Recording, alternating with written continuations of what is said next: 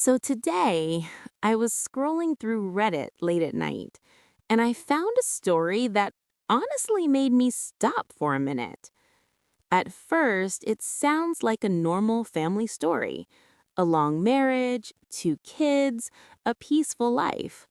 But one message, just one message, completely destroyed everything.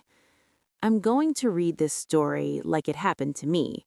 So get comfortable and let's begin. I'm a 41-year-old woman. Let's call me Nadia. I've been married to my husband, we'll call him Paul, for almost 20 years. We have two children: my son Eric, 18 years old, my daughter Julia, 15. From the outside, our life looked normal: stable, quiet, safe. But if you've been married a long time, you know something changes with time. Love doesn't disappear, it just becomes routine. Paul worked long hours in finance. I stayed home more, taking care of the family. We stopped talking deeply, stopped laughing the way we used to. But I never imagined betrayal. Not like this. Eric had a girlfriend named Sophie. They had been together since middle school, almost 4 years. She was always at our house, eating dinner with us, watching movies with the kids. I treated her like a daughter. I trusted her completely. That's what makes what happened next feel unreal. One evening, Paul left his phone on the table before going to shower. Normally, I never checked his phone, but a notification appeared. A message from Sophie. At first, I thought maybe she was asking about Eric, but the preview message said, "I can't stop laughing about what you said earlier." My stomach dropped. Why would my husband be texting my son's girlfriend? I told myself it was innocent. I opened the message anyway, and my life changed in seconds. The conversation wasn't normal. It wasn't friendly. They were laughing about me.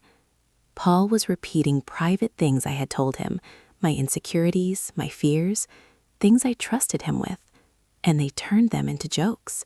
He wrote, "She tried so hard to look young yesterday. It was embarrassing." Sophie replied with laughing emojis. They mocked how I dressed, how I spoke, even how I laughed. Then I read something worse. Paul wrote, "At least talking to you is exciting. Living with her feels like a boring movie." I felt physically sick. The man I spent 20 years loving was humiliating me with a teenager I treated like family. I couldn't stop looking. I searched his computer. I found folders filled with screenshots of Sophie's social media photos. Nothing explicit, but saved carefully, intentionally. Then I recovered deleted messages from cloud backups, months of conversations, flirting, romantic messages, and eventually, bad conversations. My hands were shaking. I realized something terrifying. Sophie had just turned 18 a few months earlier, and suddenly I wondered, had he been waiting for that? I remembered strange moments, Paul being unusually friendly with her, asking personal questions, offering advice, acting like a mentor. Now I saw it differently. He wasn't guiding her. He was slowly building trust. That night, I took Eric and Julia to my brother's house. I told them everything. I broke down completely. Julia cried harder than anyone. Eric stayed quiet, too quiet. You could see the pain behind his eyes. His father didn't just betray me, he betrayed his own son.